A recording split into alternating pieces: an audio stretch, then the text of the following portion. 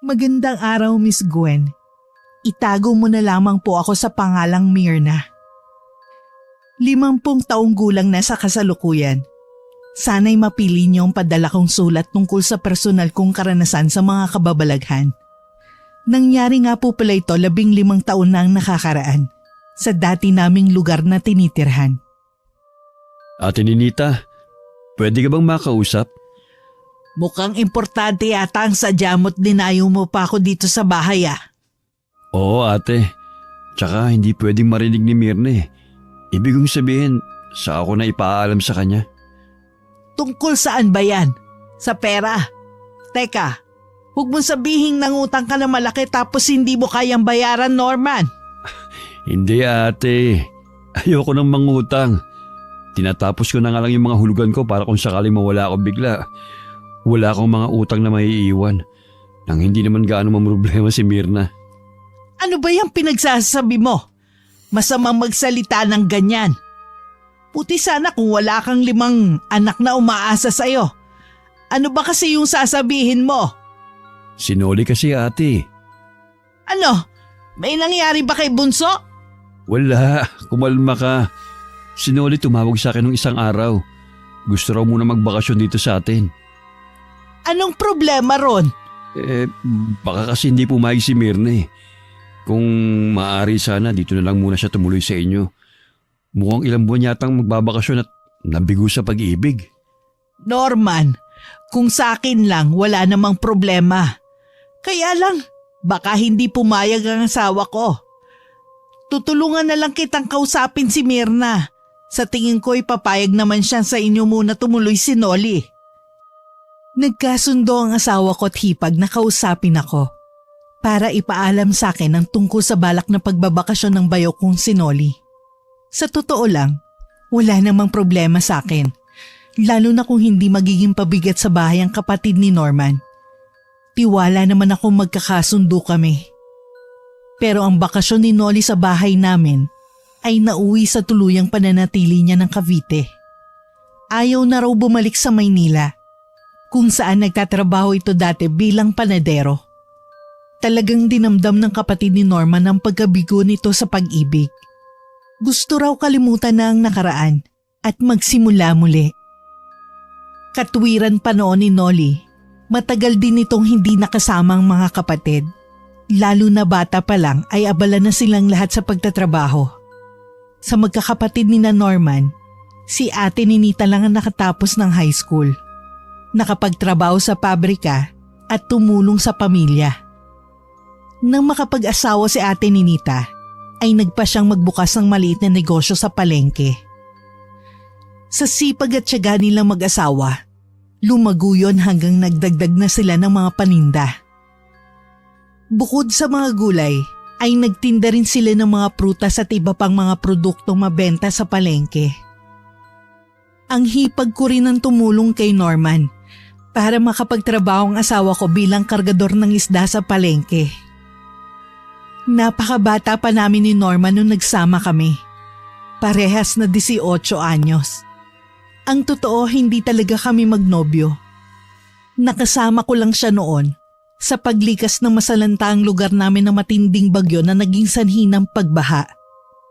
Kahit hindi kami magkakilala, hindi nagdalawang isip si Norman na buhatin ako habang tumatawid sa halos lampas bewang na baha. Ginawa niya yon hanggang sa makatawid kami sa palengke na nasa kabilang ibayo. Nung makita siya ng isa kong tiyuhin kinabukasan at nalamang magkasama kami nagpalipas ng gabi sa palengke, ay galit na galit ito. Hindi ito pumayag na hindi kami magsama ni Norman. Katwiran ni Cho, dahil nahawakan na ni Norman ang katawan ko nung binuhat ako, obligasyon na niyang pakasalan ako. At sa kasalan nga nauwi ang pagsasama namin. Nagtulungan ng aming mga pamilya sa gastusin. Wala naman akong pagsisisi hanggang sa mga sandaling ito na nagpakasal ako sa kanya. Bukod kasi sa magandang lalaki si Norman, napakasipag din. Mabait pa at maalaga. Parang prinsesang turing sa akin. Kahit kargador lamang siya sa palengke at may mga oras na nagigipit kami, okay lang sa akin. Pero minsan nalulungkot din ako sa sitwasyon namin. Gusto ko mang tumulong sa kanya ay hindi ko magawa. Dahil halos taon-taon, nabubuntis ako. Kaya naman halos magkakasunod lang ang edad ng 5 naming anak. Mirna, kapag ba namatay ako, mag-aasawa ka ulit? Norman, anong klaseng tanong ba yan? Lahat naman tayo doon ang punta eh. Kaya sagutin mo na lang ang tanong ko. Hindi, dahil ikaw lang ang asawa ko hanggang magsiputian ng mga buhok natin, Norman. Hindi naman natin hawak ang kapalaran. Lalo na mga buhay natin. Di natin alam kung kailan ba niya babawiin sa atin. Dahil ba sa sakit mo? Di ba sabi ng doktor malapit ka nang gumaling? O baka meron kang di sinasabi sa akin? Wala naman, ayos lang ako. Naisip ko lang bigla. At palagay ko, normal lang naman na paghandaan ang hinaharap kong sakali. Tumigil ka na, Norman. Baka nakakalimutan mo 5 na mga anak natin. Hindi ko sila kayang buhayin lahat. Lalo na mag-aaral na rin si Bunso sa susunod na pasukan. Yun na nga. Kaya kung sakaling kailanganin mo ng makakarami sa buhay pag wala na ako, huwag ka nang lumayo. Doon na lang sa kadugo ko para panatag tayo parehas. Dahil alam nating mamahalin at aalagaan ng mga anak natin. Huwag mong kalilimutan ang biling ko na yan sa'yo, Mirna. Hindi ko lang ipinakita sa asawa ko pero takot na takot ako ng mga oras na yon. Ilang taon na siyang nakikipaglaban sa sakit na TB. Pero dahil hindi ko pwedeng iwan ang mga anak namin, obligado pa rin magtrabaho ang asawa ko. Pilit kong inalis sa isip ko na baka nagpapaalam na sa akin si Norman. Kaya nakapagbitaw ako ng mga ganong salita. Nang magisnan ko siya sa tabi ko kinabukasan, ay napaiyak ako sa tuwa na wala ang nararamdaman kong pangamba. Lumipas ang mga araw at tuluyan kong nakalimutan ang tungkol sa bagay na yon. Lalo't naging masigla ulit ang asawa ko. Pero ng mga sumunod na linggo, biglang naging matamlay si Norman. Lumala rin ang pag-ubo niya at nawalan ng ganang kumain hanggang sa tuluyan na siyang hindi nakapagtrabaho. Laking pasasalamat kong naroon si Nolly. Ang bayaw ko munang humalili kay Norman sa pagkakarga ng isda sa palengke. Si Ate Ninita naman ay tinulungan at inalalayan ako sa pagpapagamot kay Norman. Pero natalo siya ng sakit niya. Hindi ako makapaniwalang kung gaano ako kaagang nag-asawa, ay ganun din ako kabilis na mabibiyuda. Norman! Norman! Bakit mo kami iniwan?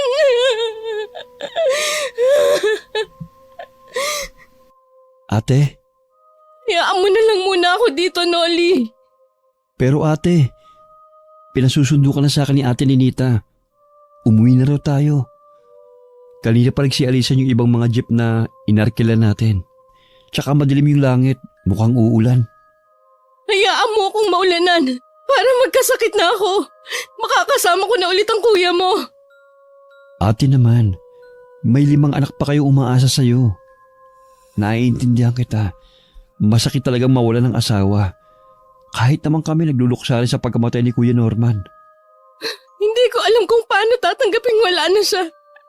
Kung paano magpapatuloy sa buhay. Kailangan tatigan mo ang loob mo para sa mga bata. Yun na nga eh. 5 bata ang iniwan sa akin ng kuya mo. Na maliliit pa. Paano ko sila bubuhayin at pag-aaralin? Nandito naman kami. Nandito ako, Ate Mirna. Hindi ko kayo pababayaan ng mga bata. Pero hindi ikaw si Norman. Ang kailangan namin, padre de pamilya. Isa pa, meron kang sariling buhay, Nolly. Hindi mo kami obligasyon. Basta hindi ko kayo pababayaan. Pangako yan, Ate Mirna. Dala ng matinding emosyon ng mga oras na yon ay nayakap ko si Nolly. Hinayaan naman niya akong umiyak sa mga balikat niya. Hanggang sa magpa siya akong sumama na sa kanya pabalik sa jeep. Kahit papano, gumaan ang aking pakiramdam dahil sa pagdamay ng mga kapatid ng namatay kong asawa. Pagdating sa bahay, hinayaan nila akong magpahinga Sila na muna ang nag-asikaso sa mga bata. Sinamantala rin ni Nolly ang pagkakataong yon para kausapin si ate ni Nita. Nagdesisyon kasi ang bayaw ko na hindi na aalis sa bahay namin, lalo't wala na ang kuya niya. Kailangan daw namin ng kasama sa bahay at maaasahan sa pang-araw-araw na pangangailangan. Dahil alam ni ate ni Nita na wala namang masama sa plano ni Nolly, pumayag itong akuin pansamantala ng bunsong kapatid ang naiwang responsibilidad sa amin ni Norman. Nung mga panahon na yon ay 30 anyos ako at 25 naman si Nolly. Talagang pinanindigan ng bayaw ko ang pangako niya na siya na ang bahala sa amin ng mga bata. Nang humina ang kita sa palengke, ay napilitan siyang tanggapin ang alok ng pinsan ko na mag-sideline sa construction bilang laborer. At dahil likas na masipag si Nolly, mabilis itong natuto sa mga gawain doon hanggang sa siya ay maging mason. Tuwang-tuwa ang bayaw ko dahil mas mataas na ang sahod niya kesa nung nagsisimula pa lang siya sa trabahong yon. Sa tulong ni Nolly, mabilis kong natanggap ang pagkawala ni Norman. Pakiramdam ko noon ay nagkaroon ako ng bagong kapatid sa katauhan ng bayaw ko. Naging sobrang malapit kami sa isa't isa. Papa na rin ang tawag sa kanya ng 5 kong anak. Maayos ang samahan namin na parang isang masaya at buong pamilya. Kaya nagulat ako ng isang araw ay biglang sumugot si ate ni Nita sa bahay namin. Ano itong kumakalat na chismis, Mirna? Anong chismis, ate? Na may namamagitan daw sa inyo ni Nolly, totoo ba? San mo naman napulot yan? Porkit close kami ng kapatid mo, binibigyan na naman ng mali siya ng mga kapitbahay na walang magawa sa buhay? Hindi naman magkakaroon ng chismis kung walang pinagmulan. Ate naman, naniniwala ka sa mga tao? Parang tunay na kapatid na ang turing ko kay Nolly. At isa pa, may girlfriend ang kapatid mo. Alam ko yon. Kaya nga ang sabi ko sa mga chismosa, hindi ka papatulan ni Nolly. Pwera na lang kung ginayuma mo ang kapatid namin. Gayuma? Seryoso ka ba, ate ni Nita? Anong palagay mo sa akin? May lahing mangkukulam? Sa'yo nang galing yan at hindi sa akin, Mirna. Sana nga hindi totoo. At chismis lang talaga yon. Dahil nakakadiri. Nakakaya kung magkakaroon kayo ng relasyon ng bayaw mo. Hindi ko na lamang pinatulan ng huling patutsada ni ate ni Nita. Kahit kating-kati akong sabihin sa kanya na wala namang masama kung sakaling ang magkagustuhan kami ni Nolly. Mas pinili kong wag nang ipaalam sa bayaw ko yung naging usapan namin ni ate ni Nita. Itinuon ko na lang ang atensyon ko sa pag-aasikaso kay Nolly at sa mga bata. Hanggang isang Sabado ng gabi ay may nangyaring kapwa di namin inaasahan ng aking bayaw. Oh, Ate Mirna, madaling araw na. Bakit gising ka pa? Oh, teka, huwag mong sabing hinihintay mo ako. Paano kung oo? Talaga? Sweet naman ang hipag ko. Bakit ngayon ka lang? Nagpunta ka ba sa girlfriend mo? Girlfriend? Hindi. Birthday kasi nung isa naming katrabaho. Nagkayahiyang mag-inuman. Napuyat ang mga bata kakahintay sa'yo. Alam kasi nilang may pasalubong ka tuwing Sabado. Oo nga pala. Hindi na ako nakabili. Napasarap na kasi ang inuman. Pasensya na, Ate Mirna. Okay lang yon. Sayang naman tong niluto ko, paborito mong ulam. Yun pala hindi ka naman nakakain dahil busog ka na sa handaan. Talaga? Nagluto ka ng paborito kong ulam? Adobong baboy? Oo, akala ko kasi matutuwa ka. Huwag ka na magtampo, Ate Mirna. Hindi naman kaagad napapalis yun kaya pwede pa bukas. Ililigpit ko na lang muna to at magpapahinga na ako. Ikaw din, Nolly. Teka, ititimpla muna kita ng kape para mahimasmasan ka. Salamat. Ang swerte talaga sa'yo ni Kuya. Malambing ka at maalaga. Sayang at nawala siya kaagad. Maalala ko nga pala, balita ko, pinupormahan ka nung kumpare niya na byudo na rin ha. Ang dami talagang tsismosa dito sa atin. Hindi ko papatulan yun. Isa pa, nasa mga bata lang ang atensyon ko. Pero kung sakaling mag-aasawa ka ulit, Ate Mirna, nandito naman ako ha. Nolly, ano bang pinagsasabi mo? Hipag mo ko at may girlfriend ka na. Kaya ko siyang iwan para sa inyo ng mga bata. Nolly, Hindi ko rin alam kung bakit ganito ang nararamdaman ko para sa iyo, Ate Mirna. Basta, naramdaman ko na lang isang araw na gusto na kita. At nasasaktan ako tsaka nagsiselos kapag may pumoporma sa yung iba. Parang gusto kong manapak ng tao. ay. Pero mali, Nolly. Dahil ba asawa ka ng kuya ko? Pero byuda ka na. Patay na si kuya. Seryoso ko sa sinasabi kong mas pinipili ko kayo kaysa sa girlfriend ko. Nolly, Bigyan mo sana ako ng pagkakataong patunayan sa'yo na gusto talaga kita. Pero, gusto mo rin ba ako? Yung totoo. huhusgahan tayo ng mga tao. Oo o hindi lang, Ate Mirna. Hindi ka mahirap mahalin gaya ng kuya mo, Nolly. Huwag kang matakot sa sasabihin ng mga tao. Hindi naman sila magsasama kundi tayong dalawa. Pero paano ang mga pamilya natin? Siguradong magagalit sila, lalo na si Ate Ninita. Shhh! Tama na. Ako nang bahala magpaliwanag sa kanila. Basta ang mahalaga lang muna sa ngayon ay tayong dalawa, Mirna. Nung gabing yon, pinalaya namin ni Nolly ang mga nararamdaman namin. Pansamantala kong isinantabi ang mga alalahanin tungkol sa sasabihin ng ibang tao. May nangyari sa amin ng bayaw ko at nasundan pa yon paglipas ng mga araw. Dahil bata pa ang mga anak ko, hindi naman nila binigyan ng mali siya ang pagiging malapit namin sa isa't isa ni Nolly. Alam kong hindi nakaligtas sa mga kapitbahay ang pagiging malambing sa akin ng aking bayaw. Hindi na kasi nahihiya nun si Nolly na ipakita kung gaano niya ako kamahal. Minsan ay nahuhuli kami ng mga dumadaang kapitbahay na nagsusubuan habang kumakain. Sa umaga naman ay inihahatid namin siya sa labas kapag papasok na sa trabaho. Dahil masayang masaya rin naman ako nun sa piling ni Nolly, ay binaliwala kong mga mapanghusgang tingin ng mga tao. Ang mahalaga, nagkakaintindihan kaming dalawa. Hindi na nangungulila ang mga anak ko sa ama at hindi na rin ako nagluluksa sa pagkamatay ng aking asawa.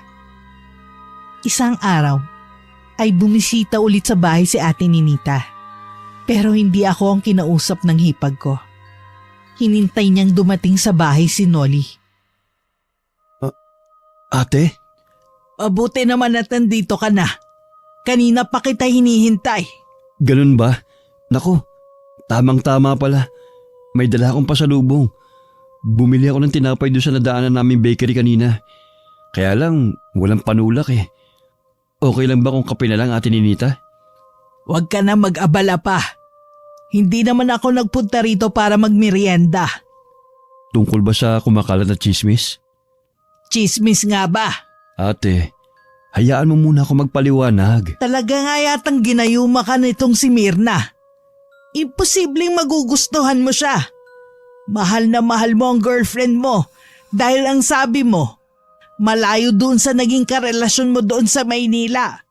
Ate naman, naniniwala ka sa gayuma? Bakit hindi? Totoo ang gayuma katulad ng mga dawdaw at kulam, Nolly. Totoo kung totoo. Pero hindi ako ginayuma ni Mirna. Maniniwala kung hindi gayuma ang dahilan ng pagkahumaling mo sa kanya kung hindi kita kilala. Kapatid kita, Nolly. Alam kong parang tunay na kapatid lang din ang tingin mo kay Mirna.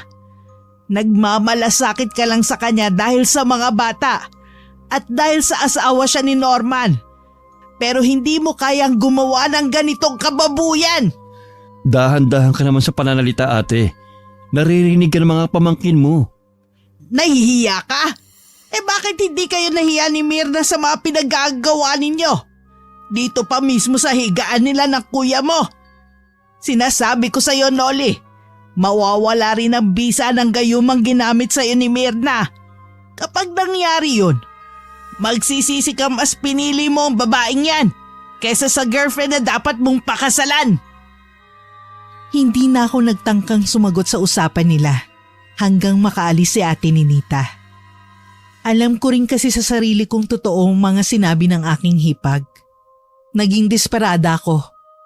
Dahil sa sobrang pangungulila ko kay Norman, siya ang nakikita ko noon sa bayo kong si Noli. Mula sa itsura at ugali, ay halos iisa lang silang dalawa. Pati boses nila parehas. Kaya nahulog ang loob ko sa kapatid ng namatay kong asawa at nagselos ako noon sa girlfriend niya. Lalo na't sa akin unang ipinaalam ni Noli na balak na niyang pakasalan yung babae. Natakot akong mawala siya sa amin. Doon ko naisipang subukan yung naririnig ko noon sa probinsya namin. Nilagyan ko ng regla ang kape ni Noli.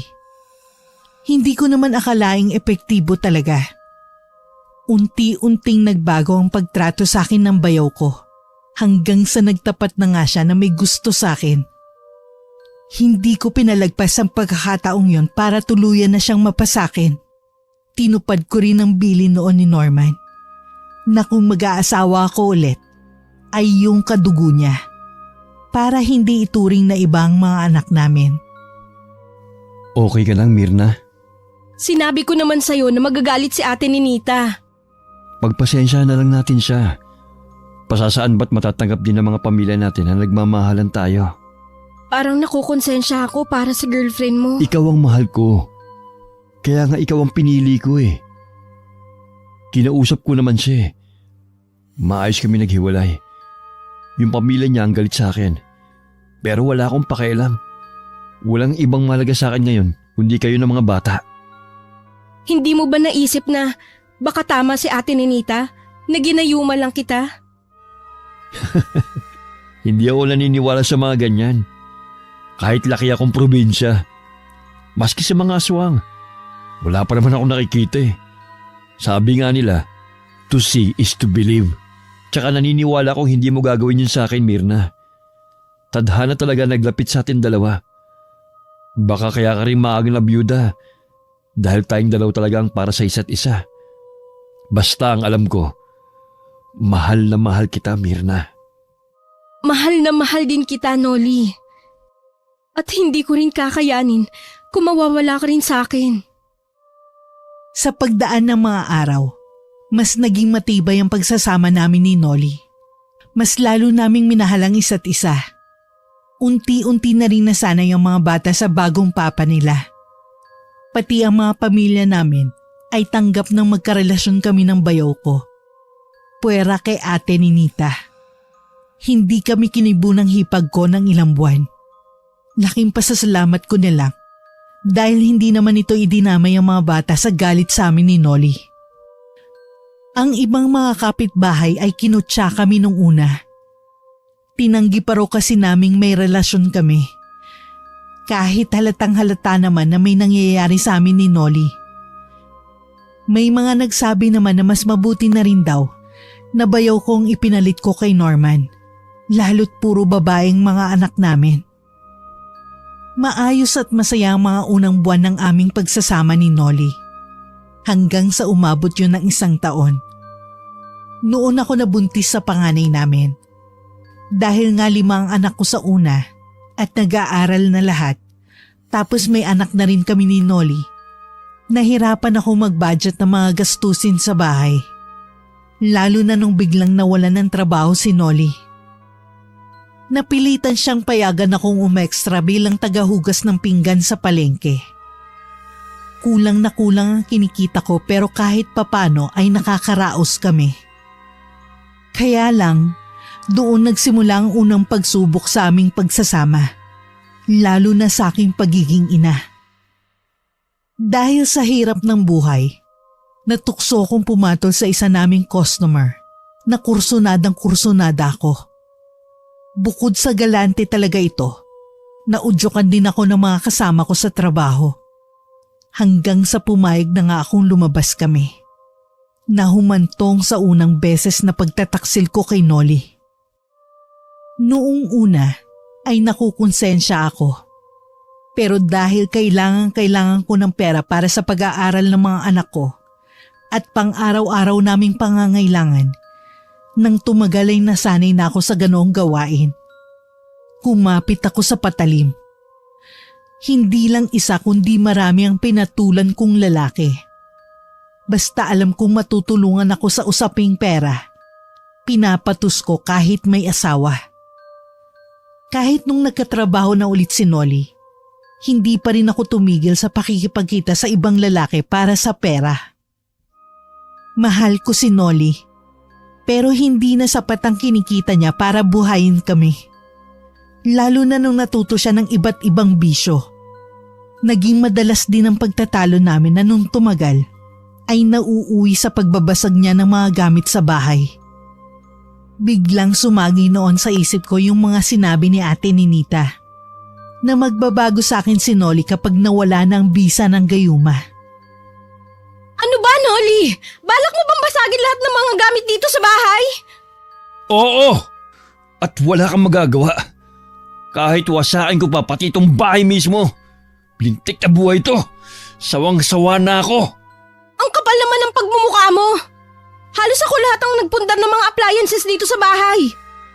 Ah, ganon? Sumbata na pala tayo ngayon, Mirna? Pinapaalala ko lang sa'yo. Kaya wala kang karapatang sirain ang mga pinaghirapan ko. Pinaghirapan mo o ng mga lalaki mo? Ha? Sa bagay, naghirap ka rin nga naman. Trinabaho mo sila para mapundar mo lahat ng mga yan. Para mabili mo lahat ng mga luho mo. Wala kang ebidensya. Kaya wag mo kong pagbintangan ng lalaki. Hindi ako tanga, Mirna. Akala mo ba hindi ko alam, ha? Matagal ko nang alam na iniiputan mo ko sa ulo. Pero dahil mahal kita, nagbubulag-bulagan ako. Akala ko kapag nagkatrabaho ka ulit, magbabago ka na. Pero hindi pala. Itinuloy mo pa rin ang pagtataksil sa akin. Oo na. Inaamin ko na. May lalaki ako. Hindi. Mga lalaki. Bakit? Kasi inutil ka, Nolly. Akala ko kaya mo kaming buhayin ng mga bata. Pero hindi pala. Kulang sa mga bisyo mo yung kinikita mo sa pagkukonstruction. Dahil sa iyo kaya ako natuto magbisyo. Dahil gusto kong kalimutan ang sakit ng panginsulto mo sa pagkalalaki ko. Kung hindi lang dahil sa mga bata, aalis na ako sa bahay na to. Eh di umalis ka. Hindi ka namin kailangan. Kaya kong buhayin ang mga anak namin ni Norman. Oo, at isasama kong anak ko. Eh di isama mo. Wala akong pakialam. Kung inakala mong hahabulin kita dahil sa anak natin, pues nagkakamali ka. Kaya kong magkaanak ulit sa iba. Talaga bang napakakatimong hayop kang babae ka? Mas hayop ka! At wala kang karapatang saktan ako. Dapat lang yan sa malanding katulad mo. Kung tutusin, kulang pa yan sa pagpipindeho mo sa akin. Ikaw ang lumayas, Mirna. Sumama ka na lang sa mga lalaki mo. Hindi ka magandang ehemplo sa mga anak mo. Anong karapatan mong palayasin ako? Bahay namin ni Norman to. At wala kang magagawa kahit paubusin ko lahat ng lalaki dito sa lugar natin. Wala ka kasing kwenta. Bahay ni Ate Ninita. Pinatira lang kayo dito. Kaya kung meron mang mas may karapatan dito, ako yun at hindi ikaw, Mirna. Kung hindi pa nagsiiyakan ng mga bata, hindi kami titigil sa pag-aaway ni Nolly. Umalis siya ng gabing yon. Pero bumalik din naman kinabukasan. Naisip kong subukan ulit na lagyan ng regla ko ang kape niya. Kahit na hindi na maayos ang trato niya sa akin, hindi ko pa rin kayang mawala si Nolly sa akin. Masayang masaya ko nang sa wakas ay tumalab ulit sa kanya ang gayuma. 2 linggo muna akong hindi lumabas ng bahay para bumawi kay Nolly. Sa tulong ng gayuma ay unti-unting bumalik sa dati ang masaya naming pagsasama. Tinigilan din ni Nolly ang mga bisyo niya at mas lalong nagsipag sa trabaho. Makalipas ang 1 buwan, ay nalaman kong buntis ulit ako. Tuwang-tuwa si Nolly nang ibalita ko yun sa kanya. Siguro'y naranasan din ito ng mga katulad kong ilang beses na nagbuntis. Nagiging aktibo pagdating sa bagay na ginagawa ng mag-asawa. Pero dahil madalas na pagod si Nolly sa trabaho, wala na siyang oras at lakas para pagbigyan ako. At yun ang nagtulak sa akin para balikan ang dati kong gawain. Nakipagkita ako ulit sa mga lihim kong nakarelasyon nung nagtatrabaho pa ako. Hanggang isang araw, hindi na nakatiis si Ate Ninita. Pinuntahan nito si Nolly sa bahay at kinausap. Ate Ninita, Kumusta kayo rito, Nolly? Ang mga bata? maayos naman. Hindi ka na ba galit sa amin? Hindi naman talaga ako nagalit sa'yo. Sa babaeng yun lang, kay Mirna. Lalo na ngayong napakaraming hindi magandang balitang nakakarating sa akin tungkol sa kanya. Nagka-problema kami ni Mirna. Pero naayos na namin kaya wala ka nang dapat alalahanin, Ate Ninita. At oo nga pala, buntis ulit siya. Magiging 2 na anak namin. Sigurado ka bang ikaw nga ang ama, Nolly? Ate naman, siyempre, sino pa ba? Ako ang asawa niya eh. Asawa? Hindi kayo kasal. Bayaw ka niya na ginayuma. Dahil kursunadang asawahin. At talagang nagpabuntis na naman siya. Hikahos na nga kayo sa buhay. Tapos kanino na naman kayo tatakbo kapag gipit kayo? Sa akin. Pasensya ka na, ate. Hayaan mo kapag natuloy yung isa ko pang project, baka umaluan na ang buhay namin kahit papano. Para ikaw naman ang tutulungan ko. Ewan ko ba sa'yo, Nolly? Kung bakit nagpapakatanga ka at nagbubulag-bulagan kahit alam mong iniiputan ka na sa ulo ni Mirna. Ate, nagawa lang naman daw niya yun dahil sa pera. At naniwala ka naman. Ang sabihin mo, talagang may taglay na kakatihan niyang hipag ko. Huwag ko lang talagang malalaman na hindi sa'yo yung pinagbubuntis niya, kundi may kalalagyan siya sa akin, Nolly. Kung kinakailangan dalhin kita sa albularyo, gagawin ko. Matanggal lang ang bisa ng gayumang ginamit sa'yo ni Mirna. Mas naniwala pa rin sa akin si Nolly kesa kay Ate Ninita. Siguro dahil nung mga panahong yun, ay malakas pa ang epekto ng kaping may regla na pinainom ko sa kanya. Nakaramdam ako ng kakaibang saya dahil nabigo ang hipag kong paghiwalayin kami sa 2nd pagkakataon. Pero may kapalit pa lang sayang yun. Nung sumunod na araw, ay nabalitaan kong namatay ang isa sa mga lalaking nakarelasyon ko sa di malamang dahilan. Wala naman akong pakialam, lalo't hindi ko na siya mapapakinabangan. Pero nang may namatay ulit na 2 sa kanila, ay hindi ko na maiwasang maalarma. Lalo na nung sabihin ng dati kong katrabaho, nakulam daw pareho ang kinamatay ng mga ito. Natakot din ako nang maisip kung baka yung mga asawa nilang may kagagawan at isunod ako. Dahil sa mga pangyayaring yun, ay nagpasya akong itigil na ang ginagawa kong panluloko kay Nolly. Mas mabigat kasi maningil ang karma. Naalala ko rin ang mga anak ko kay Norma na pulos babae. Sabi pa naman nila, kung minsan daw, mga anak ang nagiging pambayad sa mga kasalanan ng magulang. Sinubukan ko ibalik sa dati ang pamilyang binuo namin ni Nolly. Yung masaya at puno ng pagmamahalan. Pagtungtong ko ng edad 35, ay naging 3 na ang anak namin ni Nolly. Bali 8 lahat kasama na ang anak namin ng kuya niya. Oh Nolly, naligaw ka yata. Manghihiram sana ulit ako ng pera sa'yo, Ate Ninita. Wala ka na namang trabaho? O naubos sa sugal ang pera mo? Hindi naman ako nagsusugal, ate. Natuto lang ako magbisyo noon pero itinigil ko na at di na inulit pa. Alam ko, Ang ibig kong sabihin si Mirna. Akala mo ba hindi nakakarating sa akin ng mga pinagagagawa ng babaeng yon kapag nasa trabaho ka? Mas okay na yon kaysa ibang bisyong kahumalingan niya. Mabuti nga't natakot sa kulam, kaya tinigilan ng panlalalaki. Kulam? Hindi mo ba alam? 3 sa naging lalaki ng babaeng yon ay namatay. Lahat daw ay kulam ang ikinamatay. Kung alam lang siguro ng mga asawa na marunong manggayuma yan si Mirna, baka isipin siya rin ng kumulam sa mga asawa nila. Nagbago na si Mirna, ate. Kaya nga hinahayaan ko lang magsugal. Minsan lang naman yun eh. Libangan lang niya kapag naiinip sa bahay. Naiinip? Abay sa dami ng anak niya, hindi siya mauubusan ng gagawin. Puti sana kung mayaman kayo at may katulong na aasahan. Mapapahira mo ba ako, ate? Pambaon sana ng mga bata tsaka pamasahe ko bukas papuntang trabaho. Matitiis ba naman kita? Ewan ko ba sa'yo at pinili mo ang ganyang buhay, Noli? Ano kaya klaseng gayuma ang ginamit sa ni Mirna at parang hindi nawawala ng bisa? O eto, buti may naitabi pa akong 100 dito. Salamat, ate. Ibabalik ko rin kagad sa Sabado pag sahod ko. Ako, ilang utang at Sabado nang dumaan. Naipon ko na ang utang nyo sa akin.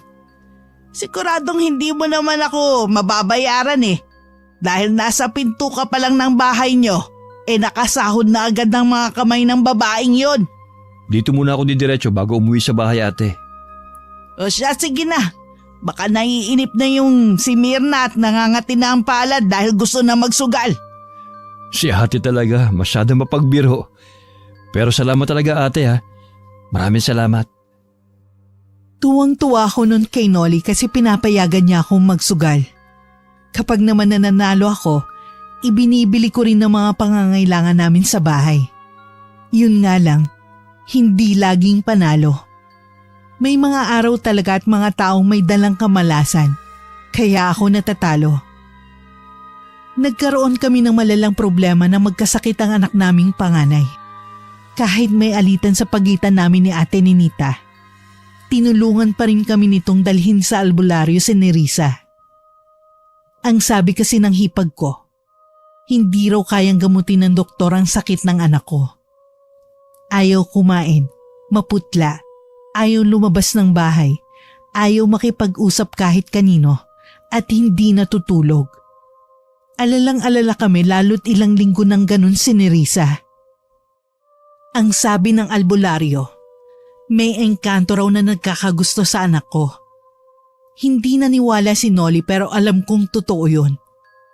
Mahigpit na bilin ng albularyo na wag naming hahayaang mag-isa lang si Nerissa, na dapat ay palagi siyang may bantay 24 oras. Dahil mahal na mahal ni Noli ang pamangkin niya, kahit puyat sa trabaho ay binabantayan niya sa gabi si Nerissa. Hindi man siya naniniwala sa mga sinabi ng albularyo, sinunod pa rin niya ang bilin nito sa amin. Napakatyaga niya rin mag-alaga at magpakain sa anak ko, kahit palagi siyang nasusukahan ni Nerissa. Halos ayaw kasing tanggapin ng tiyan niya ang mga pagkaing niluluto namin. Isang araw habang nasa trabaho si Noli, may dumaan sa bahay na madalas kong makalaro sa sugal. Ayoko sanang iwan si Nerissa, lalo na't nasa eskwelahan pa ang mga kapatid niya. Pero kating-kating na akong makahawak ulit ng baraha. Nagpaalam naman ako sa kanyang aalis kami saglit ng bunso niyang kapatid. Habang nasa sugalan, biglang dumating ang pangalawa kong anak. Humahangos. Nagdidelirio raw si Nerissa. Nagmamadali ako umuwi sa bahay. Pero pagdating namin doon, ay nanlumo ako at napasigaw sa aming nadatnan. Ang anak kong si Nerissa, nakalutang sa ere habang tumatawa ng malakas.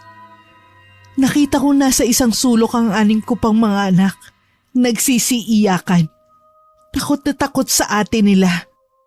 Dahil hindi ko alam ang gagawin, inutusan ko ang pangalawa kong anak na sunduin si Ate Ninita. Hindi naman gaanong malayo ang bahay nila, Kaya wala pang 30 minutos ay nasa bahay na siya. Dahil walang magbabantay sa mga bata, nagpasama na lang muna ang hipag ko sa isa naming kapitbahay para dalhin ulit sa albularyo sa Nerissa. Pagdating ni Noli kinagabihan, ay awang-awa siya sa pamangkin na panganay na anak na rin kung kanyang ituring. Nerissa, pakiusap naman anak. Sana bumalik ka na sa dati. Yung masigla at masayahin. Miss ka na ng mga kaklase mo, lalo na ng mga kapatid mo. Gusto ko na nilang makalaro ulit. Dapat ay hindi nyo kinaligtaan yung bilin ng albularyo. Paano kung tuluyang nakuha ng engkanto ang pamangkin ko? Sinunod ko naman ate. Nagpupuhit pa rin ako, mabantayan lang si Nerissa. Sana ganon din si Mirna. Naturingang nanay pero mas inuna pa ang sugal. Kapag lang talaga may nangyaring masama sa pamangking ko, Noli, hindi ko mapapatawad ang babaeng yan. Ate naman, huwag mo nang sisihin si Mirna. Wala namang may gusto sa nangyari. Mabuti pa siguro, doon na lang muna sa bahay si Nerissa para mas maaalagaan ko siya at para hindi ka na rin mapuyat. Baka mamaya bigla ka na lang matumba sa trabaho dahil kulang sa tulog. O baka yun naman talaga ang gusto mangyari ni Mirna. Kaya pinababayaan ka mapuyat kababantay sa anak niyang panganay. Hindi ka na ba talaga mauubusan ng patutsada kay Mirna? Nakakainit kasi palagi ng ulo ang babaeng yan. Kung sa tingin mo mas okay kung nasa inyo muna si Nerissa, kailangan ko munang ipaalam kay Mirna. Siya pa rin ang nanay, kaya kung anong desisyon niya, yun ang susundin natin. Hindi na kailangan, Noli. Sapat ng dahilan na mas inuna niya ang pagsusugal kesa sa pamangking kong may sakit. Hayaan mo, ibabalik ko rin agad dito si Nerissa sa oras na maayos na siya. Bisitahin mo na lang siya sa bahay kasama ang mga kapatid niya. Dahil may 7 pa akong mga anak na dapat alagaan, pumayag ako sa suhestyon ni Ate Ninita. Kahit ayaw niya pang tumigil sa pagpaparinig at mga panlalait sa akin. Isa pa, pabor sa akin na wala sa bahay si Nerissa. Bawas sa alalahanin ko at wala pang sagabal sa pagsusugal ko tuwing hapon. Halos 1 buwan din ang panganay ko sa bahay ni na Ate Ninita. Ipinaalam ko naman sa teacher niya ang tungkol sa sakit ng anak ko. Kaya naiintindihan nito kahit matagal nang absent si Nerissa. Hindi ko alam kung anong ginawa ng hipag ko para maitabo yung engkanto na nagkakagusto raw sa panganay ko. Basta masaya kami ni Noli nang iuwi sa amin si Nerissa, na masaya na ulit at masigla. Pero hindi ko alam kung minamalas lang talaga kami o kinakarma ako. Dahil bigla na namang nawalan ng trabaho si Noli. Dahil doon ay kinailangan ko na namang maghanap ng sideline para mairaos ang pang-araw-araw naming mga pangangailangan. Mabuti na lamang at may napasukan ako dun sa mismong lugar lang din namin. Isang matandang biyudo na nakatira sa malaking bahay ang naging amo ko, si Mang Romy. Palibhas ay suportado ng mga anak sa ibang bansa. Hindi niya binarat ang sweldo ko. Kaya rin nakumbinsi ko si Noli na doon na lang magtrabaho. Pumayag din siya kasi malapit lang yun sa bahay namin. Walking distance lang. Dahil wala namang batang aalagaan, pagkatapos ko sa mga gawain sa bahay, ay pinapayagan na akong umuwi ni Mang Romy. Oh, hayaan mo na yung hugasin. Ako nang bahala. Magpahinga ka na lang dyan. Gusto mo ba ng kape? Ipagtitimpla kita. Nagkape na ako sa malaking bahay kanina bago umuwi. Saktong nagmemeryenda kasi si Mang Romy. Nahiya naman akong tumanggi nung inalok niya akong sabayan ko siya. Baka naman ligawan ka ng matandang yon. Lalo na't biyudo. Ano ka ba? Alam niya may asawa ako. At huwag mong sabihin nagsiselos ka sa amo ko. Hindi naman sa ganun. Dahil ba sa mga nagawa ko noon? Kalimutan na natin yon. Magsimula ulit tayo, Mirna. Basta mangako kang hindi mo na ulit gagawin yun, ha? Kung pera lang ang problema, pwede naman ako magdoble kayod. Gagawin kong araw ang gabi. Maibigay ko lang lahat ng pangangailangan nyo ng mga bata. Huwag ka mag-alala, Nolly. Hindi na mauulit yon. Lalo't parehas naman tayong kumikita ng pera. May trabaho ka na ulit kaya siguro naman makakaipon na tayo. Talaga? Hindi mo na uulitin? Oo nga, Pangako? pangako. Kaya tigilan mo na ang pagsaselos mo dyan. Naging maayos muli ang pagsasama namin ni Nolly. Dahil parehas kaming may trabaho, ay naging maalwan ang buhay namin. Kapag araw ng linggo, ay nagsisimba kami at pinapasyal ang mga bata. Dahil din abala ko sa trabaho, bihira na ako makapagsugal. Noong una, 3 beses sa isang linggo lang ang pasok ko sa malaking bahay. Pero isang araw, kinausap ako ni Mang Romy kung pwede raw ay gawin ko ng Lunes, Sabado. Siyempre may dagdag na sweldo. Hindi na ako nagsabi kay Nolly. Umuo na ako agad sa alok ng matanda kong amo. Hanggang isang araw, hindi na rin nakatiis si Mang Romy at nagtapat sa akin ng tunay nitong nararamdaman. Mirna, Lasing ba kayo? Bakit niyo ko hinalikan? magpapaliwanag ako, Mirna. Pasensyahan na lang ho tayo pero makakarating to sa asawa ko at sa mga anak niyo. Wag. Pwede naman natin pag-usapan na lang. Hindi ako lasing. Nakainom lang. Para may lakas ako ng loob na magtapat sa'yo. Ano? Ang totoo, Mirna, matagal na kitang kursunada. Noong hindi ka pa nabubiyuda. Kaya lang buhay pa ang asawa ko nung mamatay ang asawa mo. May asawa na ho ako. Nandito po ako para magtrabaho. Huwag ka na magmalinis, Mirna. Alam kong lahat ang tungkol sa'yo. Anong sinasabi niyo? Alam ko na matagal mo nang iniiputan sa ulo ang bayaw mo na inaasawa mo. At kilala ko rin lahat ng mga naging lalaki mo. Uuwi na ho ako. Sandali lang, Mirna. Nag-uusap pa tayo Ayaw mo ba sa akin? Kung tutusin, mas magandang lalaki pa ako kaysa doon sa mga driver na pinapatulan mo noon. At di hamak na mas mapera ako. Hindi ko kailangan ng pera niyo. Talaga? Alam mo, Mirna, kabisado ko na ang mga babaeng gaya mo. Marupok, mabilis matukso. Lalo na kapag pera ang pinag-uusapan. Kaya kung ako sa'yo, huwag ka na mag-inarte dyan. Pumayag ka na lang na asawahin din kita gaya ng ginagawa sa'yo ng bayaw mo. Dito, walang iistorbo sa atin. Solong-solo natin ang bahay. Baboy! Napakababoy niyo mag-isip! Bakit? Sanay ka namang binababoy Ilang lalaki na rin ang nagpasasa sa'yo, Mirna. Akala mo ba hindi ko alam?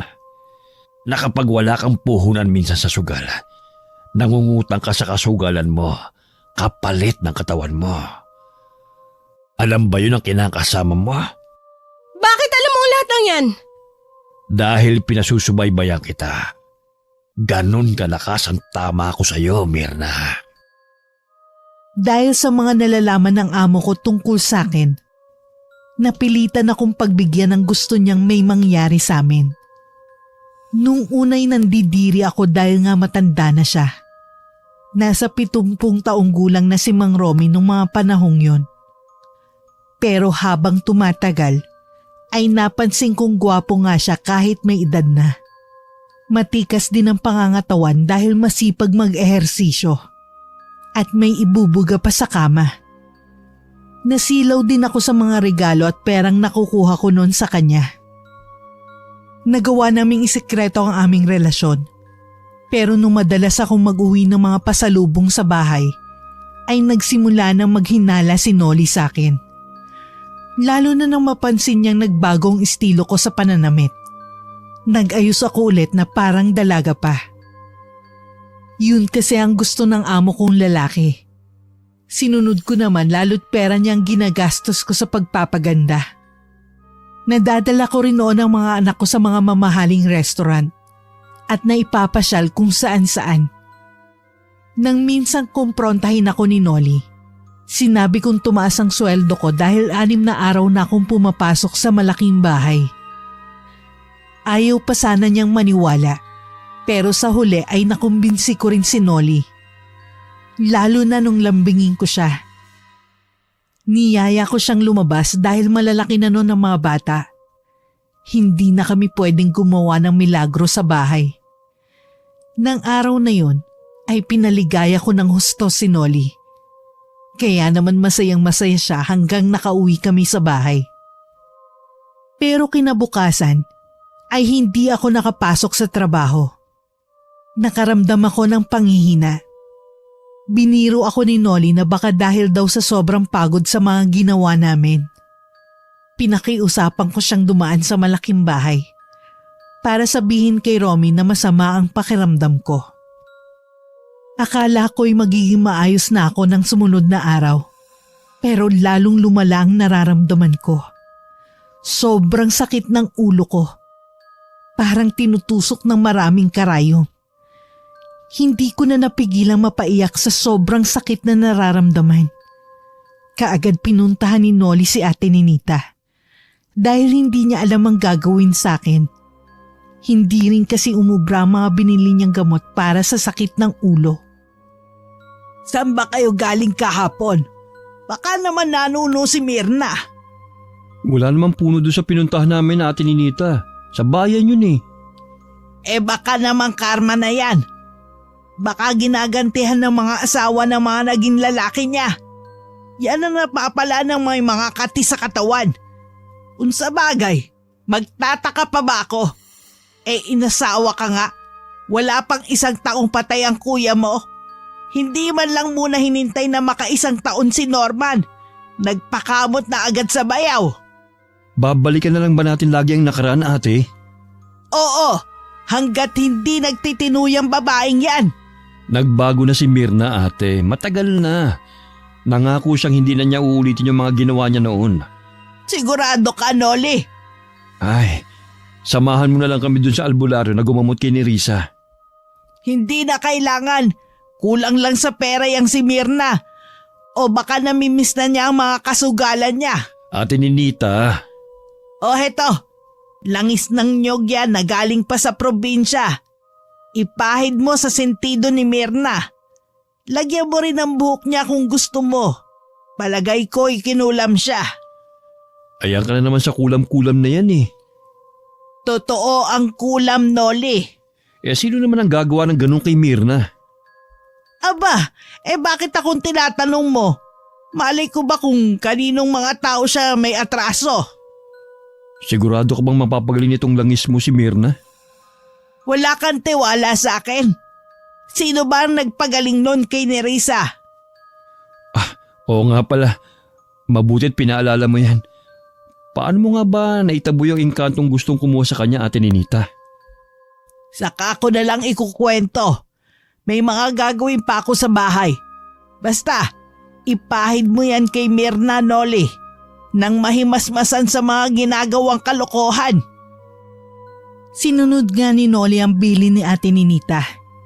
Nang maipahid niya sa sentido ko ang langis ay parang guminhaw ang pakiramdam ko. Naalala ko na siya nga pala nagpagaling nun sa panganay kong si Nerissa. Naisip ko rin bigla na baka nga kinukulam ako ng mga asawa ng mga naging lalaki ko noon na ayon sa katrabaho ko ay kulam ang ikinamatay. Hindi muna ako pumasok sa trabaho ko kinabukasan. Napilit ako ni Noli na magpahinga pa ng 1 araw. Dahil ayokong lumabas, ang mga kalaro ko na lang sa sugal ang pinapunta ko sa bahay. Kinakiusapan ko na lang na agahan nilang uwi para hindi sila maabutan ni Noli. Kinagabihan, ipinagluto ako ni Noli ng bulalo. Kailangan ko raw humigop ng maraming sabaw para bumalik ang lakas ko. Napangiti ako dahil parang bumalik ako bigla sa mga panahong bago pa lang kami nagsasama. Mabuti na lamang at ginayuma ko siya. Dahil kung hindi, dun sana mapupunta si Noli sa girlfriend niya noon. At hindi ko matatanggap yun. Dahil kahit naman meron akong ibang lalaki, Sigurado akong ang puso ko ay si Nolly lang ang nagmamay-ari. Nang gabing yun ay natulog kaming magkayakap at kapwa may mga ngiti sa labi. Kinabukasan hinatid niya ako sa malaking bahay bago siya pumasok sa trabaho. Humalik pa sa pisngi ko si Nolly kahit nasa harapan namin nun si Romy. Mukha yatang maganda ang gising niyo parehas ah. Masama ba? Asawa ko si Nolly kaya normal lang nahalikan niya ako. Asawa ba ka mo? Bakit? Kasal na ba kayo ng bayaw mo? Pwede ba, Romy? Huwag mong sirain ang araw ko. Araw kong sinira niyo, Mirna. Sabik na sabik pa naman akong makita ka. Tapos pagseselosin mo lang pala ako? Nagulat din ako sa halik ni Nolly. Sa bagay, ngayon lang niya ginawa yon. Hindi kaya alam niya ang tungkol sa atin. Hindi niya alam. At walang aamin, Romy. Kalma. Ang init naman ang ulo mo eh. Hindi mo man lang ba ako na-miss? Kasi ako, miss na kita. Pwede ba? Hayaan mo muna ako magtrabaho. Natambakan ako ng gawain dito. Dahil 2 araw akong hindi nakapasok. Hayaan mo na muna ang gagawin mo. Makapaghihintay yung mga yon. Pero ako hindi na. Talagang miss na kita, Mirna. Romy, sandali lang. Baliw na talaga ako sa iyo, Mirna. Sumama ka na lang sa akin. Kahit ang mga anak mo, pwede mong isama rito sa bahay. Tayong 2 na lang ang magpakasal. Nahihibang ka na ba? Oo, nahihibang na ako sa iyo. Maintindihan naman siguro ng mga anak ko, lalo na't patay na ang kanilang ina. Bakit ba hindi mo maiwan-iwan ang bayaw mo? Hindi ka naman kayang bigyan ng magandang buhay. Dahil mahal ko si Nolly. May mahal bang niloloko? Hindi ganun ang pagmamahal, Mirna. Basta mahal ko siya. Kaya wag kang umasa na pipiliin kita. Kahit na marami kang pera, katawan ko lang ang kayang bilhin ng yaman mo, Romy. Dahil na-insulto ng sobra si Romy, nagalit ito sa akin at ginamitan ako ng puwersa. Wala itong pakialam kahit naggaling ako sa sakit. Masamang-masama ang loob ko nung mga oras na yon. Pero hinayaan ko na lang si Romy na magpakasasa sa katawan ko. Habang ginagawa yun ng matanda kong amo, sumusumpa ako sa isip ko. Matatapos din ang panggigipit sa akin ni Romy. At makakawala rin ako sa matinding pagkahumaling nito sa akin. Pagka-uwi ni Nolly kinagabihan ay pilit kong pinasigla ang aura ko. Nang sabihin niyang parang matamlay ako at pinipilit lang ipakitang ayos ako, nagdahilan na lang akong sumama ulit ang aking pakiramdam. Sabi ko naman kasi sa iyo huwag ka na munang pumasok sa trabaho. Ayan tuloy, parang nabinat ka pa. Ano ka ba? Okay lang ako. Kulang lang talaga sa lambing mo. Yun lang ba? Di lalambingin kita magdamag. Sana nga mapagaling ka ng pagmamahal ko. Bakit? Duda ka pa ba? O baka naman hindi mo na talaga ako mahal? Ngayon mo pa talaga naisip yan kung kailan 3 na ang anak natin? Mahal na mahal kita, Mirna. Kaya nga tinanggap ko lahat. Kahit sobrang mo ako nasaktan noon. Salamat, Nolly. Hindi ko talaga alam ang gagawin ko kung wala ka. Salamat din, Mirna. Dahil pinili mong ayusin natin ang mga problema para manatiling buo ang ating pamilya. Walang sino man ang makakapaghiwalay sa atin, Nolly. Tandaan mo yan. Talagang wala. Dahil hinding-hindi kita iiwan. Palagi kitang pipiliin, Mirna. Dahil mahal na mahal kita. Mahal na mahal din kita, Nolly. Nang gabing yun, sa pamamagitan ng mainit na yakap ni Nolly, ay nakalimutan kong ginawang pambababoy ni Romy. Nagsisimula na akong usigin ng aking konsensya dahil sa mga naging pagtataksil ko noon kay Nolly. Pero hindi ko na maibabalik pa ang nakaraan. Ang kailangan ko na lang, ayusin ang kasalukuyan. Kahit nasusuklam ako sa pagmumukha ni Romy, pinilit ko pa rin magtrabaho para sa kanya. Mas nanaig pa rin sa akin ang awa dahil mag-isa lang siya sa buhay. May mga kamag-anak nga, pero wala namang pakialam sa kanya. Pupuntahan lang si Romy kapag mangungutang ng pera. Ang sarap mo talagang maging asawa, Mirna. Maalaga, masarap magluto, at palabansa. Kaya naman nahuhumaling sa yung bayaw mo eh. Kung wala ka ng ibang iuutos, gusto ko sana mapag-isa. Para naman maaga ako matapos sa mga trabaho ko rito. Gusto ko sana makauwi na maaga sa bahay. Ang suplada mo naman. Dahil ba sa nangyari kahapon? Hindi naman natin unang beses ginawa yun ah. At alam kong nagustuhan mo rin naman, Mirna. Nandidiri ako sa'yo! Tignan natin mamaya. Bago ka umuwi, pumunta ka muna sa kwarto ko, ha? Ibibigay ko ang sweldo mo. Hindi pa naman katapusan. Saka ko nakukunin. Gusto ko nang ibigay sa'yo pati bonus. Dahil nagustuhan ko ang serbisyo mo. Hihintayin kita ron mamaya. Magpahinga ka muna tapos sabay tayong maliligo. Baboy! Napakababoy mong matanda ka! Baboy! Katulad ng dati, si Romy pa rin ang nasunod. Ginawa nito ang lahat ng gustong gawin sa akin ng hapon na yun. Bago ako umuwi sa bahay, dumaan muna ako kina Ate Ninita. Humingi ako ng tawad sa kanya. Nang aminin niyang siya ang nagbigay sa akin ng sakit ay sobra akong nagulat. Hindi niya pa rin daw ako kayang patawarin. Pero sinabi ko pa rin sa hipag ko ang tungkol sa problema ko. Sinabi kong mahal ko talaga ang bayaw ko at hindi ko talaga kagustuhang pagtaksilan si Nolly. Dala lang talaga yun na matinding pangangailangan, lalo't gipit na gipit kami noon. Ewan ko kung naniwala sa akin si Ate Ninita. Basta alam ko sa sarili kong totoo ang mga sinabi ko sa kanya. Hindi ko na lang inamin ang tungkol sa panggagayuma ko kay Nolly. Baka lalo akong hindi patawarin ng hipag ko. Isa pa, palagay ko na may kahit mawala na ang epekto ng kaping may regla, hindi pa rin ako iiwan ng kapatid niya. Lalo 3 na ang anak namin. Kinabukasan, nagkunwari na naman akong wala lang sa akin ang nangyari.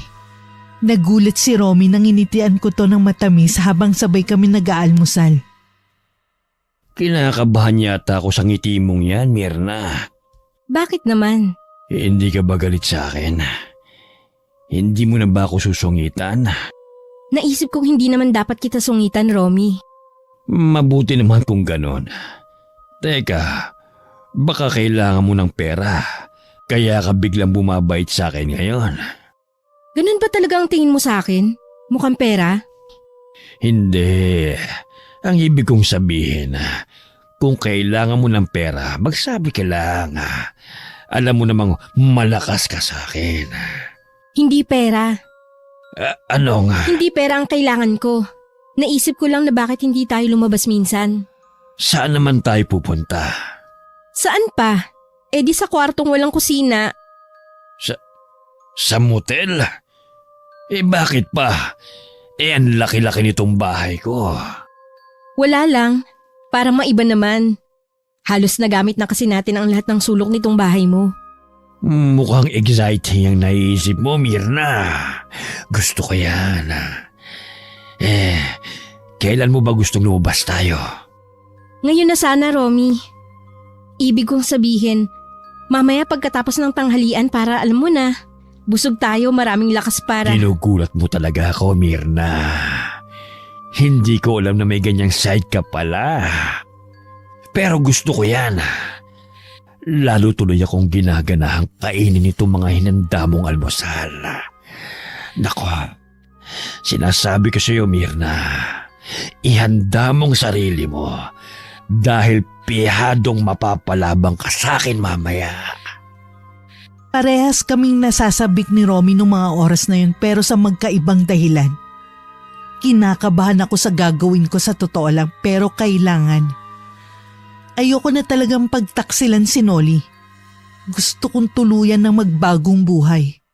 Lalo't naglalakihan ng mga anak ko. Ayoko makita nila ako bilang masamang ehemplo. Alam kong kasalanan sa Diyos ang naiisip ko. Pero hanggat nabubuhay ang amo ko, hindi ako titigilan nito. Habang papasok kami sa motel, ay parang inuusig ako ng aking konsensya. Gusto ko sanang wag nang tumuloy. Pero wala naman ako maisip idahilan kay Romy nung mga oras na yun. Handa ka na ba, Mirna? Oo naman. Ikaw ba? Handang-handa na. Parang Boy Scout. Alam mo ba, may ininom ako kanina sa bahay. Alam mo na, para mas matibay sa laban. Ano naman ang ininom mo? Sa akin na lang yun. O ano, simulan na natin. Iba rin pala ang pakiramdam kapag ganito. Parang lalong nakakasabik. Sabi ko naman sa'yo, di ba? Romy, kailangan ko makauwi ng 4:30. Dapat nasa bahay na ako pagdating ni Nolly. Baka mamaya dumaan yun sa bahay mo tapos parehas tayong wala. Mamaya mo na problemahin yan. Ako na munang askasuhin mo. Teka lang. Biglang sumakit ang ulo ko. Sobrang sakit, Mirna. Romy! Romy! Ano nangyayari sa'yo, ha? Huwag mo naman akong takutin! Tulungan mo ko, Mirna! Sandali! Pero pag lumabas ako, makikita tayo ng mga tao, Romy! Mai-iskandalo tayo pareho! Sobrang sakit! Hindi ko na kaya! Mirna! Habang namimilipit sa sakit si Romy, ninenervyos naman ako. Gusto ko nang ihingi siya ng tulong pero natatakot akong baka may makakita sa amin. Nung unay awang-awa ako sa kanya. Hindi lang ulo ang sumasakit kundi tiyan at iba pang bahagi ng katawan. Sa sobrang sakit ng nararamdaman, ay inuntog na ni Romy ang ulo sa sementong pader ng kwartong kinaroroonan namin. Maya-maya pa ay halos matulala ako dahil sa matinding pagkasindak ng biglang sumuka si Romy ng iba't ibang klase ng insekto. May mga lumabas din sa mata, tenga at ilong nito. Dahil ayoko makatawag ng atensyon, tinakpan ko ang bibig ko para hindi ko mawala ang pinipigil kong mga sigaw. Nang unti-unting lumaki ang tiyan ni Romy hanggang sa sumabog yun ay nanlaki ang mga mata ko. Habang nakatakip pa rin ang mga kamay ko sa aking bibig. Mas maraming insekto ang nagsilabasan sa nabutas na tiyan ng amo ko. Dahil doon ay hindi ko na napigilang magsuka ng magsuka. Nagkalat ang mga dugo sa kama, sahig at pader ng kwartong kinaroroonan namin. Habang tinititigan ko si Romy na noon ay nakatihaya sa kama, habang dilat na dilat ang mga mata, ang nadarama kong awa ay unti-unting napalitan ng tuwa. Hindi ko alam kung ano nangyari sa kanya at kung sino may kagagawan. Basta ang alam ko lang, masaya ako dahil hindi na ako nito mabababoy ulit. Makakapagbagong buhay na ako kasama si Nolly at ng pamilya ko. Pero akala ko lang pala yun. Namalayan ko na lamang na nasa labas na ako ng gusali kasama ang mga pulis. Dinala ko sa presinto para tanungin tungkol sa nangyari. Sa pagtataka ko, wala silang nakitang mga sugat sa katawan ni Romy. Wala ring mga dugo at insekto sa pinanggalingan kong kwarto. Idineklarang namatay si Romy dahil nasobrahan sa paggamit ng produktong pampatibay ng pagkalalaki. Pwede rin daw na inatake ito sa puso dahil sa sobrang saya at pagkasabik. Pagkatapos ako interviewin sa presinto, imbis na umuwi sa bahay, ay doon ako nagpunta sa pinsan kong nakatira sa kabilang barangay. Hindi ko kayang umuwi sa amin dahil wala akong mukhang maiharap kay Noli at sa mga anak namin. Hindi ko rin kayang harapin ang galit niya sa akin. Ate Ninita, tama ka nga. Hindi pa rin nagbabago si Mirna. Pinagtataksilan niya pa rin ako. Iniiputan sa ulo. Noli, Akala ko pa naman, nagbago na siya. Yun kasi ang pangako namin sa isa't isa. Ititigil ko na ang bisyo ko. At ganun din naman siya. Na magsisimula ulit kami. bakit hindi mo siya kausapin? Pakinggan mo ang paliwanag niya. Baka naman may dahilan kung bakit niya nagawa ulit na pumatol sa ibang lalaki. Pero para ano pa ate? Para magsinungaling ulit siya sa akin at mangako? Tapos hindi naman niya kayang tuparin? Mas maigi pa rin kung mag-uusap kayo. Tandaan mo, 8 batang maiipit sa sitwasyon niyo kung sakali, Noli. Ang mga pamangkin ko ang higit na maaapektuhan sa mga nangyayari. Hindi ko alam. Hindi ko alam kung kaya ko pa siyang tanggapin pagkatapos ang nalaman ko. Na pumatol din pala siya sa matanda niyang amo. At sa hotel pa talaga sila nahuli ate.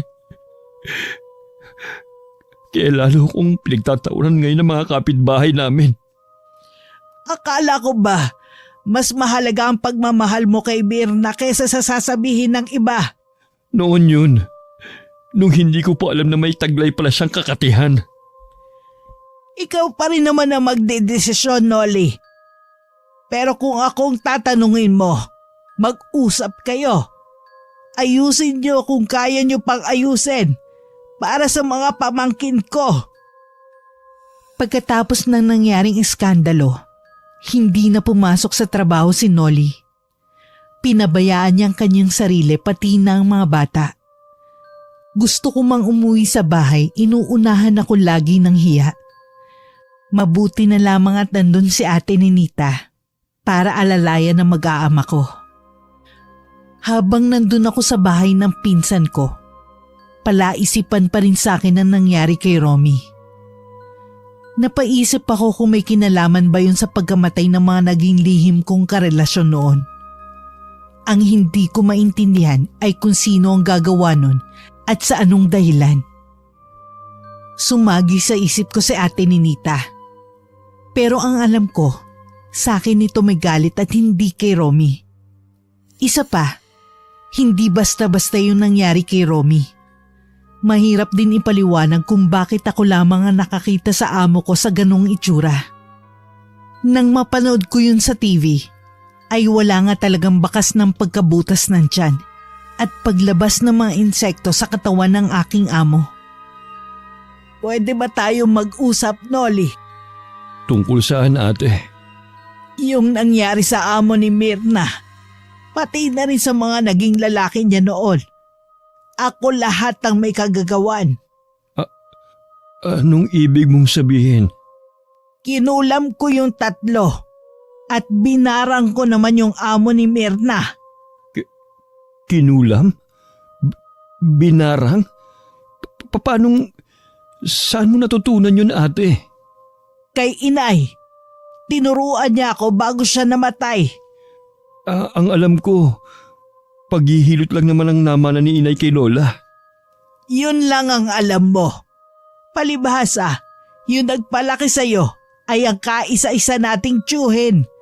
Kaya hindi mo alam ang tungkol sa ibang kakayahan ng ating ina. Pero bakit mo ginawa yun ate Ninita?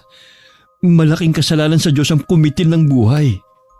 Alam ko, pero gusto kitang igante sa mga lalaking yon. Alam nilang may kinakasama si Mirna. Ikaw yon. Pero tinukso pa rin nila ang hipag ko. Sinamantala nilang gipit yung tao.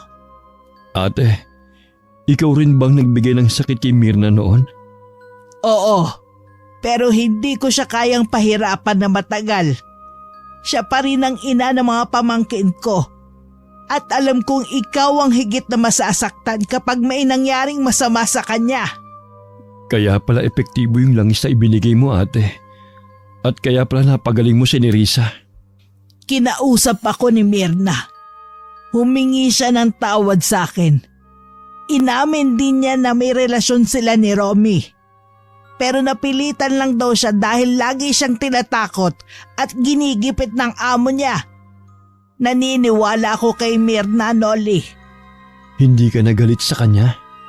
Mas nanaig sa akin ang awa. Lalo na nang malaman kong binababoy siya ni Romy.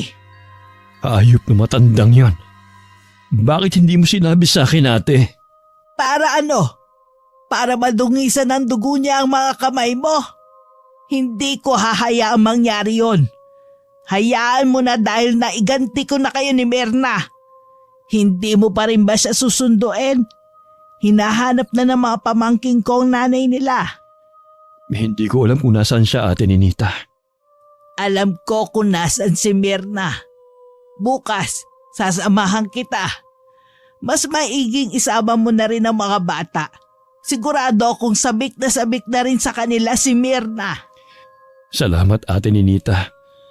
Napakalaki na ng utang na loob namin sa'yo. Ano ka ba? Sino pa bang magdadamayan sa oras ng kagipitan? Kundi tayo ring pamilya. Nang gabing yon ay hindi uminom si Noli. Maaga silang natulog ng mga bata.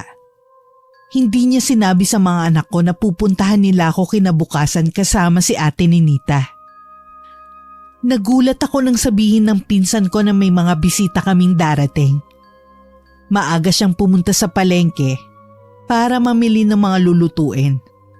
Tinulungan ko siya sa pagluluto at paglilinis ng bahay. Nang dumating ang mga hinihintay niyang mga bisita, ay nagulat ako. Nag-iyakan ng mga anak ko at patakbong nagsilapit sa akin. Isa-isa ko naman silang niyakap at pinaghahalikan. Maya-maya ay tinawag ng pinsan ko ang mga bata at niyaya sa kusina. Tinanguan naman ako ni ate Ninita bago ito sumunod sa mga pamangkin nito sa kusina. Nang maiwan kami ni Noli sa salas, ay kapwa kami tahimik. Wala ako maapuhap na sabihin. Gustong gusto ko rin siyang yakapin pero pinigilan ko ang sarili ko. Kumusta ka na rito, Mirna? Ayos naman. Mukhang nawiwili ka na rito, ha? Ayaw mo na bang umuwi sa bahay? Hindi totoo yan, Noli. Alam mo kung bakit hindi ako makauwi sa atin? Nahihiya ako sa inyo ng mga bata. Alam ko na ang lahat. Kinausap ako ni ate Ninita. Siya ang may kagagawa ng lahat, Mirna. Siya ang pumatay sa lahat ng naging lalaki mo sa pamamagitan ng kulam at barang. Si ate Ninita na ang gumante para sa akin. Totoo ba ang mga sinabi mo? Oo, Mirna. Hindi rin ako makapaniwala nung una. Pero nung naalala ko yung nangyari kay Nerissa, naniwala na ako kay ate Ninita. Paanong natuto ng pangungulam si ate Ninita? Itinuro raw ni inay sa kanya bago ito namatay. Si inay? Ibig sabihin, may lahi kayong mangkukulam? Parang ganon. Nag-aalala nga ako para kay ate. Baka kasi karmahin siya sa ginawa niya. Pero sa nalaman kong ginawa sa'yo ng Romy na yon, dapat lang sa kanya na mawala sa mundo na ito. Patawarin mo ko, Noli. Hindi ko natupad yung pangako ko sa'yo. Tama na, tama na. Huwag na nating ungkatin pa ang nakaraan. Naniniwala akong habang may buhay, may pag-asa. Subukan natin ulit sa ikatlong pagkakataon, Mirna. Naiisip ko rin, baka kaya maraming pagsubok na dumadaan sa pagsasama natin dahil walang basbas ang nasa itaas. Panahon na siguro para magpakasal tayo, Mirna.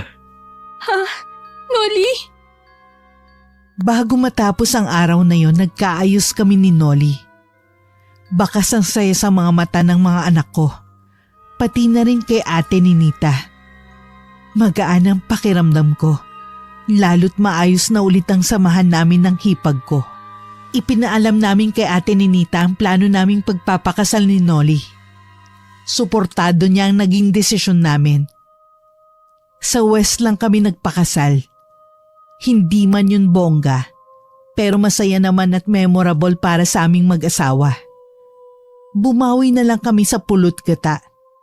Iniwan namin ang mga bata kay Ate Ninita. Pero talaga nga pala kung minsan, ang sobrang kasiyahan ay may kapalit na kalungkutan. Pag-uwi namin sa bahay, ay nagulat kami ni Nolly nang ibalita sa amin ni Nerissa na may sakit daw si Ate Ninita. Kaagad na pinuntahan ni Nolly ang hipag ko. At sobra kami nag-alala dahil ayaw lumabas ng kwarto ni Ate Ninita. 1 linggo ang mabilis na lumipas at ganun pa rin ang sitwasyon. Napapagod lang si Nolly sa kakakatok pero hindi siya pinagbubuksan ng hipag ko. Hindi mapalagay si Nolly lalo't naririnig daw niyang umuungol ang hipag ko na parang nasasaktan. May biglang pumasok noon sa isip ko. Pero taimtim akong nagdasal na sana mali ako. Na sana'y ilayo sa kapahamakan ng hipag ko. Nang bumalik ulit si Nolly sa bahay ni Ate Ninita, nagulat siya dahil hindi na nakakandado ang pinto ng kwarto nito. Pero laking gulat niya nang maabutan sa loob ang hipag ko, na sobrang payat at nanghihina. Magulo rin ang buhok nito at humpak ang pisngi.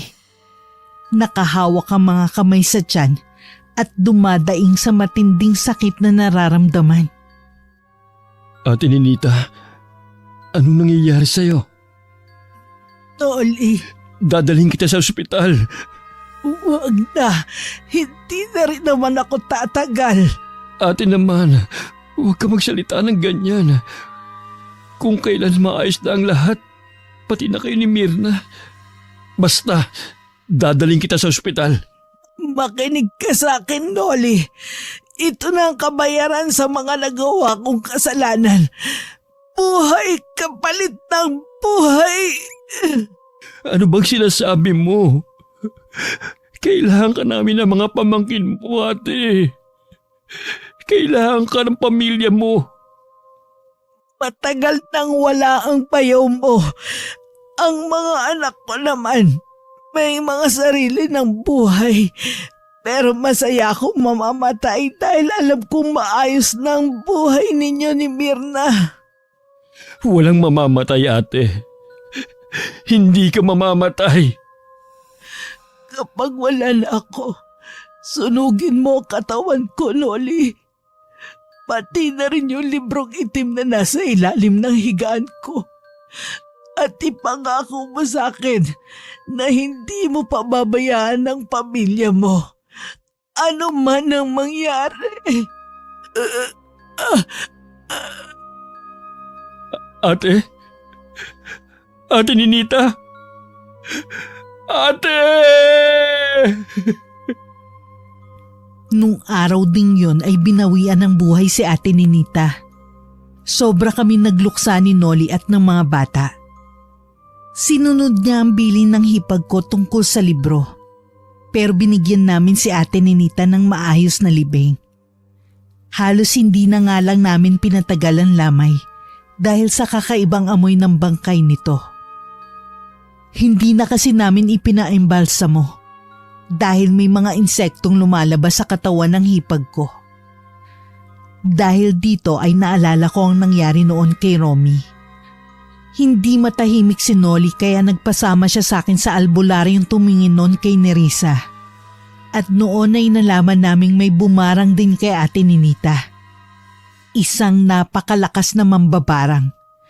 Kaya raw hindi kinayang labanan ng hipag ko. Tama ang sinabi nito kay Nolly. Nabuhay din na naging kapalit ng mga buhay na kinuha noon ng hipag ko. Sa buong pamilya ay wala nang ibang nakaalam patungkol sa sekreto ni Ate Ninita. Maliban sa aming mag-asawa. Hindi kami nakakalimot na dalawin ng puntod niya lalo na tuwing buwan ng Nobyembre. Sa ngayon ay matibay pa rin ang pagsasama namin ni Nolly. Hindi pa rin maiwasang magkaroon minsan ng hindi pagkakaunawaan Pero naaayos din naman. 3 sa mga anak ko ang may mga asawa na at may mga apo na kami ni Nolly sa kanila. Hanggang dito na lang po, Miss Gwen. Sana'y may natutunan kayo sa ibinahagi kong kwento. Lubos na nagpapasalamat, Myrna. Wakas. Magandang araw, Miss Gwen. Itago mo na lamang po ako sa pangalang Myrna. 50 taong gulang